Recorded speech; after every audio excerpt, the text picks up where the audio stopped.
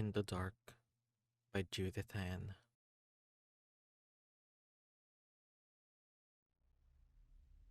Your lamp has shattered. You were deep within the belly of the cave system you had been exploring. This is not the first time this has happened, but it is the first time you've been without a backup light. In the dark, you must find your way back, utilizing your other senses. Listen. You hear nothing except your own breathing. At this depth, you had expected to hear bats chittering, but they are quiet. Touch. You can feel where the shards of glass scattered from the broken lamp. It's shame, but no use getting upset. You make sure not to injure yourself on the shards. You can feel where the low ceiling above you opens up. You're able to clear it without hitting your head. Usually, you would refrain from touching the delicate walls of the cave, but you have to touch them if you are to find your bearings. You feel a particular indent on the wall and are able to orient yourself.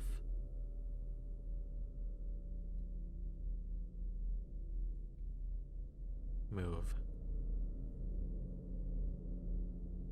You keep one hand in front of you and the other hand to the side to make sure you're barely touching the wall. This cave system was wider than most and allotted plenty of walking space. You came to the cave to explore it, after having unearthed it along a shallow cliffside in your backyard. Having a lot of land was nice. In fact, you had moved to the countryside for some peace and quiet. But this was too much. You promised yourself you wouldn't come back until you were ready to hard install lights in the tunnels. You come to the point where the wall slopes, suggesting an opening. Listen. You can hear the dripping of water, faint as it may be. It does not echo very much, suggesting a low ceiling.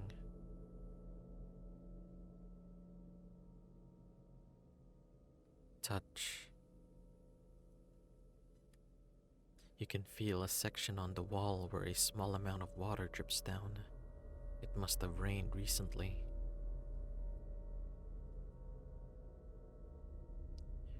You nearly trip over the uneven ground, but manage to keep yourself upright. You scramble from the fall. You feel the wall in front of you and how it changes from rough rock to a smooth slate. It's incredibly cold to the touch.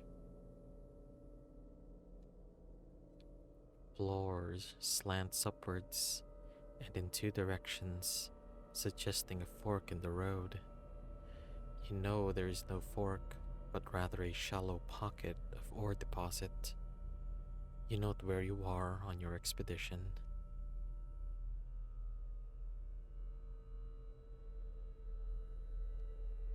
Move.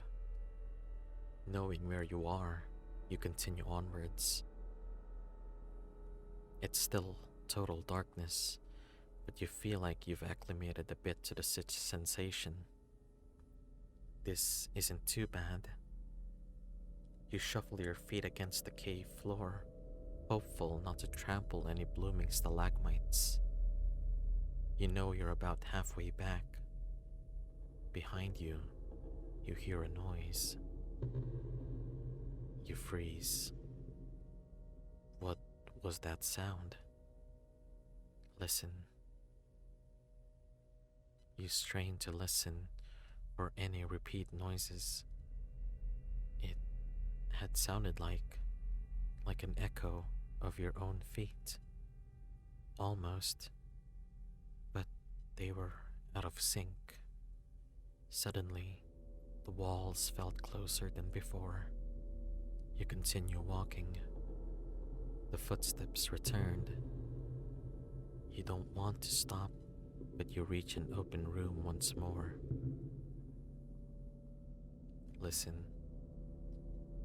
The false echo had ceased, only to be replaced with a sense of unnerve. You can hear your ragged breathing echo against the walls. Touch.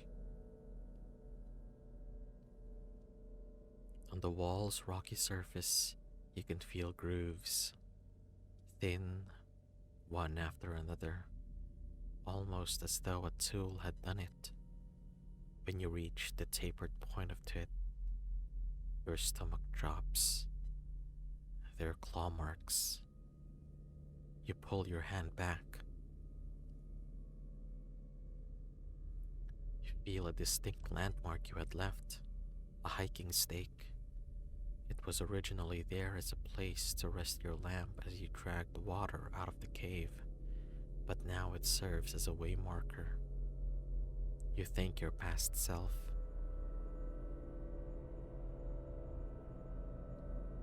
There is a strange thing on the ground that wasn't there when you came through just a while ago. It feels wet, perhaps even slimy. You decide to stop touching it. Whatever it is, you don't want to know. The walls here have a strange wetness to them. It feels too viscous to be water. Perhaps it's tree sap or mineral water. You smell the liquid and find it has a strange scent. It smells salty, like the ocean. You should leave it alone.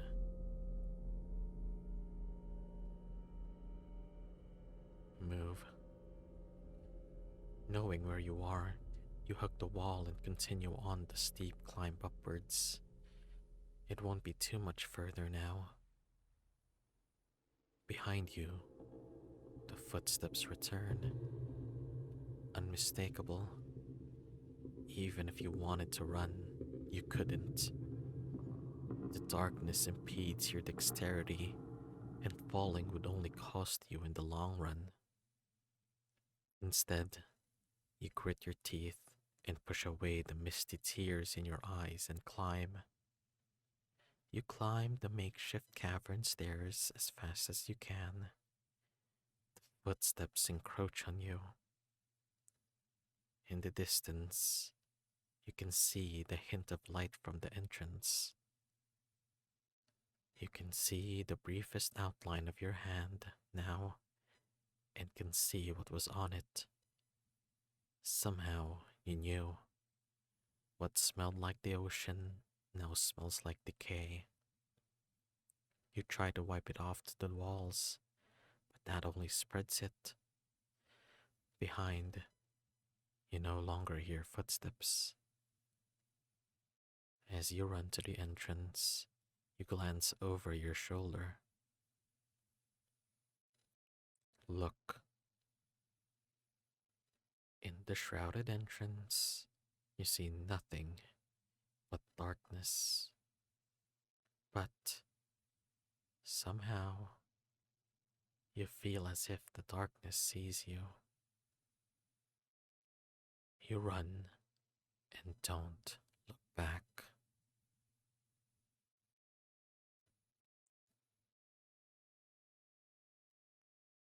In the Dark by Judithan.